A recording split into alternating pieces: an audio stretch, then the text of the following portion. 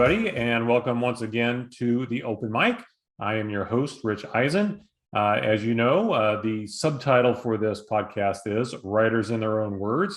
This is where every episode I talk to a successful author about their work, about the publishing industry, maybe whatever else they do to make a living as a writer, and hopefully to your benefit, to learn something about how these very successful people do what they do in an extremely competitive industry. I'm really happy today to be joined by a previous guest from the Open Mic from a few years back. She's a very talented and successful mystery author, R.F. James. She is the writer behind the Hollis Morgan Mystery Series, which has recently been optioned by the great and talented award-winning singer and actress Toni Braxton for a series of movies on the Lifetime channel, which will be coming up, I believe, this year. We're going to talk with Miss James today about that awesome bit of news, as well as learn about the two other book series that she has created that are also doing quite well. Miss James, I'll say Ray, since I feel like I can call you Ray. Welcome to the Open Mic again. How are you doing today? Fine. How about you, Rich? How are you? Oh, I cannot complain about anything, right? You know, there's the old motto, the old saying, it says, you know, even if you have troubles, there's no sense talking about them because 80% of the people don't care and the other 20% are glad to know you have them. So we try to keep things positive here at the Open Mic. That's what we do. Sounds good. Well, it's really good. It's good to speak with you again. A lot has been going on for you over the last few years. Let's jump right into the biggest news of late, which of course is the movie series. Tell me more about it. As I noted in the intro, Toni Braxton has optioned these, and she's going to be executive producing, I understand, this series of Lifetime movies based on your Hollis Morgan series of mysteries. Tell us more about it. How did Toni Braxton come to be aware of the series and decide this is something she wanted to do? Well, I have to tell you, it was completely by surprise. It was not planned. It was toward the end of 2020. You know, we were in the midst of the COVID pandemic and everybody, I don't know if we were into lockdown, but if we weren't, we were very just out of it. And one day I got this email, and the email says it was from Brain Power Studio in Toronto, Canada. And they were contacting me to see if there was any interest in making my Fallen Angels book club into a movie. The Fallen Angels book club is the first book in the Hollis Morgan series. And when I saw and they wanted to get in touch with my publisher. And when I saw the email, I thought it was spam. I said, okay, sure, you know, and I ignored it for a minute. And then I said, well, I probably should just forward it on to the publisher and just, you know, have it done with it. And in about an hour, I was contacted by my publisher and said, no, this is not spam. This is legit, you know. And there is such a place called Brain Power Studios in Toronto, Canada. And they are interested in getting an option or taking an option against the Fallen Angels Book Club. This is where it started to get a little interesting for me anyway, because I knew nothing about the industry, nothing. And Rich, feel free to, you know, interrupt and stop me because I'm still sort of reeling from it, but I didn't know what that meant. They wanted an option and I go like, oh, okay, is that like a draft? What is that? And so I eventually found out that my publisher had a sub-rights agent. You have to get a sub-rights movie agent in New York who would be negotiating the contract. And that conversation took us through the end of 2020. Wow. Just to hook up my publisher contacted the sub-agent who contacted the studio who prepared the actual option contract. And the option contract specifies that they had choices of making this into either a full-length movie or a TV movie or a TV series. And at that point, it was 14 pages, very like tin font. And half the terms I didn't know. I was always looking up on Google, like, what does this mean? What does this mean? And as I eventually found out, it was the first time my publisher had a book made into a movie. So we were all kind of new to this. And the agent said, well, this is not my first time. She had actually did the contract for The English Patient, I think, which won an Academy Award some time back. Yeah. And she recently did the Queen's Gambit. So she was very comfortable. And I was so glad to have her. Susan Schulman, wonderful woman. Well, Anyways. Those are heavy hitters right there. Yes, yes. And so she took it from there. And well, Ray, really quick, for anybody who might not be fully aware of the background of the Fallen Angels series, just give us the nickel tour of what the series is based on, so they'll know what people were trying to buy from you. The series, what I hoped when I crafted it, I was still working 8 hours a day, and I wrote it. Took a period of 5 years to write during breaks and lunch hours. But the premise is that there is an ex-con, white-collar criminal in California who was going to law school when her husband set her up on an insurance fraud. And she had to serve time. And when in California, under the Bar Association, you cannot have a felony on your record if you're going to go become a lawyer. And so, but they do have this one little law called an expungement, and it allows a person 5 years after they pass parole to go and appeal to the judge to get a judicial pardon, and then she could return to law school, become an attorney, and get her life back on track. So the idea is to stay clean, 5 years out, get your references together, apply for an expungement. So she was Hollis Morgan, the protagonist, was in the process of doing this. And she was on parole when her parole agent said, you really have to get out there and come back into society. There's a book club that I have formed, that's been formed of other ex-cons like you who are trying to get their life back. And I know how much you love to read. I know how much you love books. Why don't you join? So although she's somewhat of an introvert and not very sociable, she decides to go ahead. She joins what they now name themselves the Fallen Angels book club. And she's with these 5 other ex-cons. And so they all at various stages of their life of either coming out with their real name or having changed their name, or just all suffering from what you can imagine a person would suffer who'd had served time in prison and wanted to start back again. Unfortunately, one of the members of the book club is murdered. And he's murdered just like the plot in the books that they are reading. And so the police think, well, gee, we've got all our suspects are right here. They're all ex-cons, and we don't have to look far. Hollis says, wait a minute, if I get caught up in this drama, I'm never going to get back. I'm never going to get my life back. I'm never going to be an attorney. And so that's the opening, basically. And it talks about what she has to do and how she does it, and how the book club comes together, basically to solve this crime and who did it. And well, I will say too, to anyone who is unfamiliar, these are great books. They are really interesting stuff. You're a fabulous writer, really well plotted, a lot of twists and turns, and they're a fun read. They're an interesting read. I highly recommend them all. Now I want to be clear, there are 6 in the series, correct? Correct.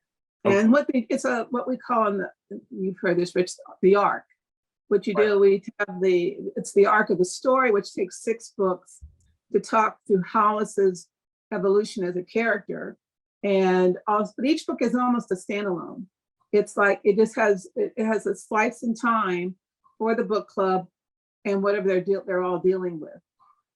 Well, now I know a lot of times when either a TV series or a movie is based on a series of books, they don't often make that. Let's just say, like, the one that comes to mind right off the bat for me is the Bosch series on Amazon.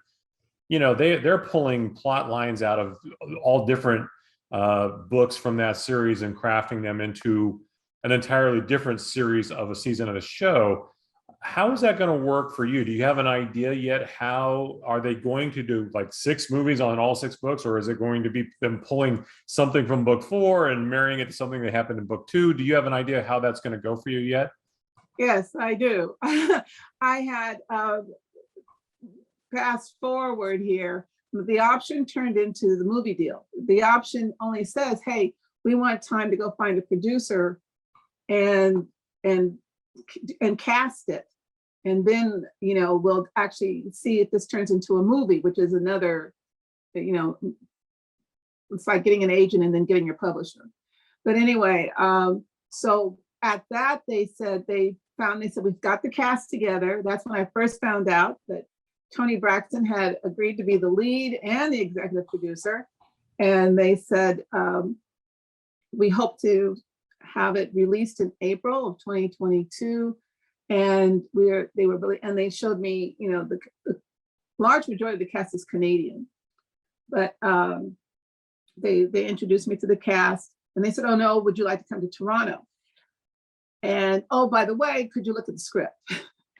So when I saw the script, I was a little taken back because it was, as you said, they had taken a mix of the storylines and picked one from book 3, but and Susan, the agent, had negotiated all 6 books by this time. They had only asked for 2, I believe. And Susan was able to get them to pick up 6. So they were able to go all over the place now. They were able to move things up and move things back and to create new things, new plot lines. So with that, when I read the script, I'd be like, oh, wow. I had to say, this is like new. It was new to me. I could recognize bits and pieces, but a large part of it was new. Wow. And yeah, and thank you for pulling me back to my original question, which was how Toni Braxton got into this. Does she run the production company? Is that how did they get her to be the big name that comes in on all this? Well, okay, this is the backstory. How long do you have? Well, you can just abbreviate it if you want. In one of our negotiating phone calls with the publisher, myself, the agent in the studio, they told me they had discovered the book. It had been read by someone who was a sister to a celebrity. And she had read all 6 books and really enjoyed them. And she turned them over to her sister, who read all 6 books, really enjoyed it. And she turned it over to her agent, and the agent found the producer, and that was Brainpower Studio. The Brainpower Studio then, and I found out later that that was Toni Braxton, and it was Toni Braxton's sister who evidently originally read the book. At that time, though, I knew nothing. I didn't know that at all. And then what I didn't know, after you option, the series went to bid, and it was bid by OWN, Netflix, Amazon, A&E Lifetime. Wow. And A&E Lifetime won. And so they're the majority, they are the producer. They are basically the producer. I think the title executive producer, and this is where, if anyone wants to correct me, feel free. It's my understanding that that's the title that she negotiated. I see. And well, so, I have to say congratulations above all else, because I think a lot of writers, I've certainly spoken with scores of writers over the years doing this program that have had books optioned that have just sat there forever. They've been renewed several times. Which can be lucrative. That's great. One of my authors, somebody, a very well-known Hollywood leading lady, God paid her $500,000, 3 options over, I can't remember over how many years. I mean, that's a fair amount of money for really doing nothing. But the book never got made into a movie. That's by far the more common thing. It gets optioned and then it tends to languish. Because I think Hollywood is they always looking for something better thing, whatever's behind that hill or behind, the next door or something. They must have really liked what you had because they went right into production and it's going to be coming out soon. I mean, that unto itself is really a remarkable thing given, even in the basic knowledge of how these things work. Are you surprised at all at how fast, seemingly, comparatively, relatively, this has been from start to finish? Yes and no. No, because I had no idea what to expect. I had no clue. I was totally clueless. But I was, when it happened, the next step happened, I was surprised at how fast it happened. Like, I didn't know if it was going to take 10 years, but when it took 2 months, I go like, oh my God, and so, yes, because once the contract got signed and they had to renew my option once. And I didn't know that was because they were trying to nail down, and actually they told me it was because they were trying to nail down the casting. And so they were close, but they weren't totally there. And Lifetime was weighing in on who they wanted to be in the cast. And so they renewed once, and then we went, that was it. They went, the other shocking thing, and I'll just speak quickly on this one, they made the first movie like within 6 months. It just blew me away how fast it went. And then I guess the cast liked each other so well, they agreed to stay in freezing cold Toronto for another, I guess, 2 or 3 weeks so they could start the second movie since they were all there. And so they did that and they filmed movie 2.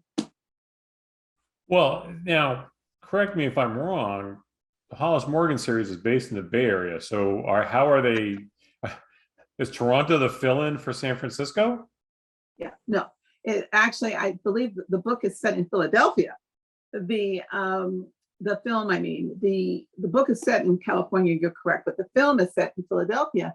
And that was one of the things I had when I saw the script. I actually saw that, as a writer, you're a researcher first.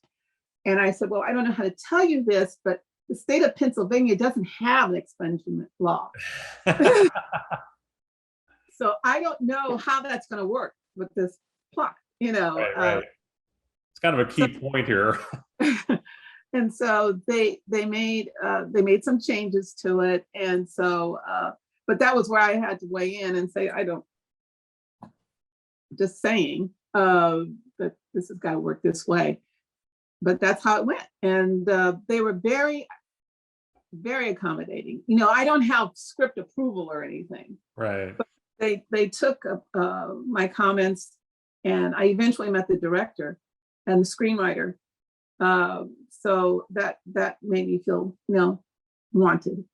Well, and I wanted to ask too, do you have any role going forward? I know, either as a consultant or something along those lines, because again, that would be very unique for a writer. What is, do you get to be a consultant in any way on this? Not a paying one, no, but they did, they did pay me they did fly me up to Toronto. And so I could see the closing days of movie 2 on the set and meet the cast. And it was fantastic. That's when I felt, oh my God, this is real. It's just like in the movies, the set, the director says, rolling, right. Action, So I have to ask then, I presume that means you got to meet Toni Braxton. Did you guys get to have a conversation about her portrayal of Hollis Morgan? Not that so much. Remember, we're still in COVID, and she's very, very COVID conscious, but we were all masked, and she came up to me and she just gave me a hug, and she said, let's take off, would you like a picture? I go like, yes, and so she goes, you can take off your mask. She took off hers, and so she goes, I'll just hold my breath. And she is such a charming, down-to-earth person. I was blown away by that alone. And so I met all of the cast actually. So it was very nice.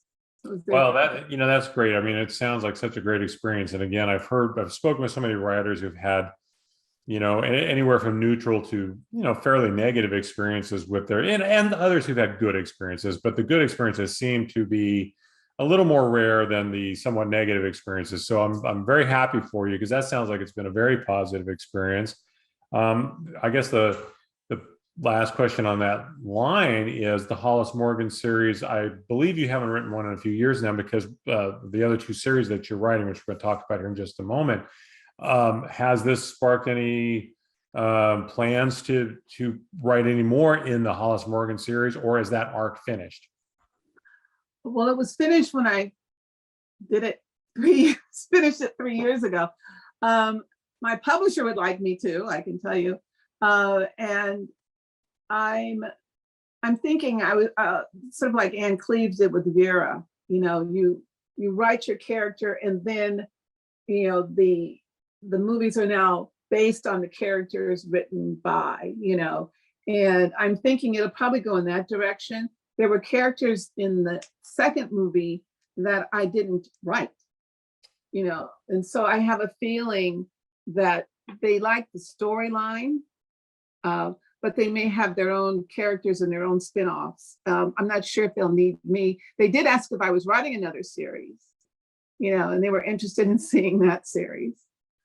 Wow, now that would be really cool too. You could you could get a little Shonda Rhimes thing going, where you just give them lots and lots of popular content to do all the time. That would be fabulous.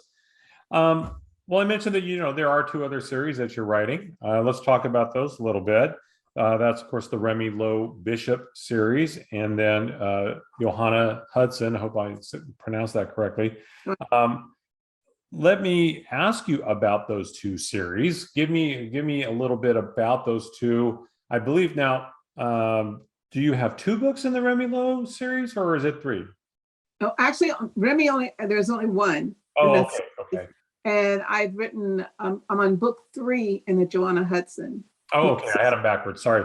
Yeah, tell viewers about those two series, because I'm sure by now they're intrigued about you as a writer if they haven't already become familiar with your work. So tell us about those books. Well, Remy Lowe came out of my head when I was waiting to hear back from my publisher on if they had signed off on book 6 on the Hollis Morgan. And so she came, and it was not like I didn't realize at the time, because I had her in my head as a 3-book series, but so did I had for Hollis too, for that matter. But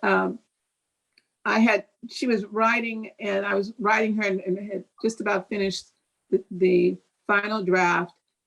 And all of a sudden, because I can remember it like yesterday, I got this idea for Joanna Hudson, and it wrote itself. I was in, and usually it takes me anywhere from 8 to 10 months to write a book, and Joanna was written in about 4 months. I mean, it wasn't clean, but I mean, I had it done. It was right. First done, and I gave it to my publisher, and she said, "Wait a second, what about Remy?" And I said, "Yes, I know, but you've got to read this book first, And so she did. She goes, "I love it." And so I got that. They published that actually last year. The Inheritance was the first book. The second book wrote itself. Same way. It's just she's just in my head, and ergo that's why I'm drafting the third book now to deadline, which is due in June. So it's got 3 books, and she's quite a character. I don't know if you want to tell us a little bit about her. So, I mean, what is because we know Hollis's story. What's Joanna's? Joanna is a genealogist, which is very popular these days. And she's a genealogist, but her spin on it is she gets put in the position of really finding missing people. And a genealogist, people want their genealogy for a variety of reasons, all of which may not have anything to do with, do I want to know who my grandfather was? It could be sometimes for paternity, trying to find out, their real paternity, trying to find out. I didn't realize that there were financial institutions which have trusts or special investment portfolios for people with a certain name who can show a certain lineage.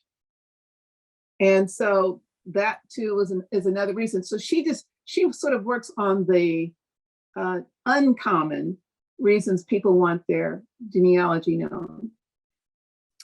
And with that brings in people who don't want it known. Right. Right. Yeah, exactly. Yeah. Want to knowing, yes. Oh, and then I guess the same for Remy Lowe Bishop. What is her backstory? Remy is an appraiser, and she starts out. She falls into appraising. She's sort of stumbling around. She is jilted at the altar. She's of mixed heritage. She's Asian and African American. She wants to just get her mother off her back, and so she figures out what she wants to do. So she becomes an appraiser. She gets her certification, and sort of down the same road. I like all my characters. I like my characters to have everyday lives, but something goes wrong. Something is off the track. And with Remy, she finds out that people who have these appraisers are either can be cheated or are cheaters. And they have value, which either, the only thing with a mystery, you always have to be careful not to give away the plot. But anyway, they have value, and then they don't have value, and so she gets caught up into both. And I think that's all I can say about that one. Well, you know what? I want to ask you a question that I actually asked you before, and for those who are wondering what I keep referring to, of course, the open mic used to be just a blog. It was not on YouTube, it was not a podcast. Ray was kind enough to come on then and chat with me when the Hollis Morgan series. In fact, the other two series I think we're just formulating then, because I went back and looked at my notes and we talked about how you were working on those. But I want to ask you a question that I asked you then, and I'm going to read it exactly how I asked it, because I really am curious about how things were then and how things are now, which is the publishing industry has not always been overly welcoming to writers of color, and particularly women, and to characters of color. How would you assess the environment now for women of color in writing and mystery in particular, for characters, for stories that are based on characters of color, particularly for women? Has anything changed in the last 3.5 years to make you more positive, more negative about how the situation has been? Has anything with this experience that we've been talking about here changed your perspective? Does the industry feel more welcoming? Are the opportunities better? Or is it just different? I mean, what is the situation from your perspective on that right now? Rich, I can honestly say, and I could be naive, but I feel like it's getting better. I feel that if nothing else, there's more of a sensitivity and awareness. You hear diversity all over the place. And I think, but more than hearing it, we're seeing it. When I look at commercials now on TV, I see many more people of color, many more people who are the integration of couples. I see, and in the writing world, I think it's pretty much the same thing. Is it all there? No, but I do think that there's a willingness to at least have a category called diversity, and now they have diversity editors. I go like, to make sure you're politically correct. But I think I was surprised when I went to Canada, because they have a deliberate diversity program. And I did not write Hollis to be African American. I had a couple of people. I had characters who were African American in the book, but Hollis herself was not. So when they told me that Toni Braxton had taken on the role, I go like, wow, that kind of blew me away a little bit. I said, that's wonderful. But I did not write that. But that tells you where they were coming from. Sure. And I was really, really pleased at that point. And 2 or 3 of the characters in the book club are African American, Canadian. I guess it's not American, so I guess it's African Canadian.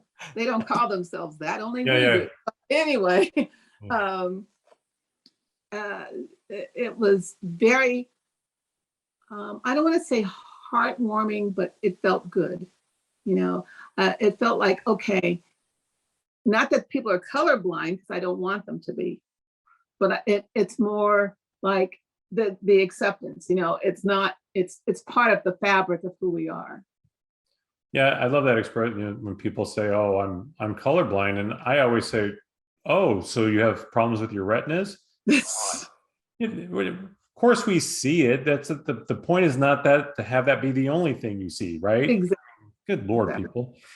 I'm not going to get off on that tangent. I will just ask you another question, which is, though, I'm really glad to hear that. I mean, and I'm glad like I said, when I went over my notes, I thought, gosh, I really hope that you will feel that it has gotten better, because for me, just again, as somebody who's been doing this for a long time, I like to hear that it's getting better for all writers. Nobody should be excluded.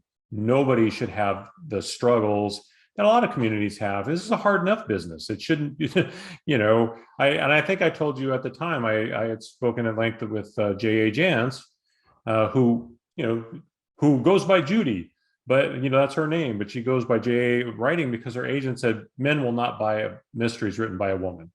So, it is gratifying to hear that maybe that needle has moved a little bit. Even if it's not perfect, it's moved in a positive direction. That's a great thing, I think, for all writers, or at least it should be for a great thing for all writers. I should just very quickly, the owners of the studio, 2 women, the script writer, a woman, and the director, a woman. That's great, because women, it doesn't matter what cultural background, women have had a harder time breaking into film and TV than anybody. I mean, we've seen that. That's documented, how tough it is for women in Hollywood. I only have a couple more. There's one I want to ask you, and then I always have my closing question, but there's one in particular that I do want to ask you, because I think one of the things that aspiring writers struggle with is finding their voice, finding the thing that makes them unique, right? And then recognizing that they have found their voice and nurturing it and continuing to develop it. I think that's something we really struggle with. And I don't think you get successful until you have found that voice that's yours. I mean, there's only so many different ways you can write a mystery, right? But I think what attracts people is, the voice of the writer comes through in a way that they enjoy. How did that process work for you? How long did it take for you to find your voice to where you are confident and comfortable with it, and able to utilize it in the way that's taking you where you are today? Wow. It wasn't until you said that, till I said, I know what my voice is, until you asked me that question. I would say by the time I finished Hollis, I knew how I liked to write. I think most writers will tell you, I like to write what I like to read. I like to write with twists and turns and hooks and complicated characters. I also, characters who are multidimensional, and who are put in different circumstances throughout their arc. It's not all about family. It's not all about crime. It's that you get to see all the different facets any human would react to. So I think for me, my voice was when I finished Hollis, because I had a hard time shaking her a little bit to write on, because I knew she was done or I was going to start repeating myself a little bit. I was afraid she had come to the end of her arc, and now I would start repeating, and I didn't want to do that. But I also knew at that point, okay, I can write my next story. I know what it's going to look like. And with Joanna and with Remy, I know them and I know how I like to write and I'm comfortable with that. And I don't know, for me, it means I don't have writer's block. I always have something to say. There's may not make any sense, but I have it to say. And so my voice, I like to think, is reflective of what gives me that my own internal muse, that says I still have a story to tell. I still have a story to tell, and it's the kind of story I like to read. Well, that's fabulous. I will tell you that one of those side benefits of doing this is I often will hear a writer when I'm reading a writer's work that somebody I've had a chance to chat with a few times. I can hear it's like their voice as I'm reading it. It's kind of a cool thing. Actually, let me sneak in one. I'll ask you can just give me a short version on this one. Because this you mentioned earlier that when you wrote the first Hollis Morgan, you were still working full time. And, we all know what a challenge that is, to try to fit around work, family, every other thing that comes with life. What is your writing schedule like? Do you do a daily word count? Do you do a page count? My understanding, you're not working full time anymore, right? You're not in the grind anymore. So did it change anything? What just for those out there who say, I don't have time to write, how did you find time to write? Real quick, I'm an analyst background. I come from a legislative analyst, boring legislation writing. But anyway, I outline, but I don't really. It just gives me a spine to which to work out of. I say, okay, I'm going to write a 65,000 word book. That's what I say. I just start open with that. 65,000 words, or 64 or 60, doesn't matter. And I say, okay, I'm going to take, this book is due in a year to my publisher or to myself. I just say it's whenever it's due. Let's say it's in a year. I'm going to have this book done. I literally take 12 months divided by 60. 60 divided by 12. That's how many thousand words I have to do that month. And then I take that month and I look at how many weekends, or if I know I'm going to go on vacation, or if I'm going to have a dinner, that tells me how many words per week I have to do. And I break it down today. Now I slop all over that because sometimes I definitely write more and I definitely write less. But it's like my go-to orders. This is the goal I'm aiming for. That's unique. Again, I'll go back. I'll say, I remember talking with R.L. Stine, and he told me I write 2,000 words a day, not 1,999 and not 2001. I write 2,000, and I think he's got some program that tells him when he hits 2,000, he stops. Be in the middle of a sentence, doesn't matter, right? He says, this is what I do, but I do it every single day. Everybody's got their, some people that I do, 500 words, or I do 5 pages, or whatever the case may be. I'm always fascinated by that question. And I think the lesson there for a lot of aspiring writers and the type of folks who might listen to this program is what works for you is the best way to do it. The idea is to get it done. I remember when I was in grad school, my committee chair said the best thesis is a done thesis.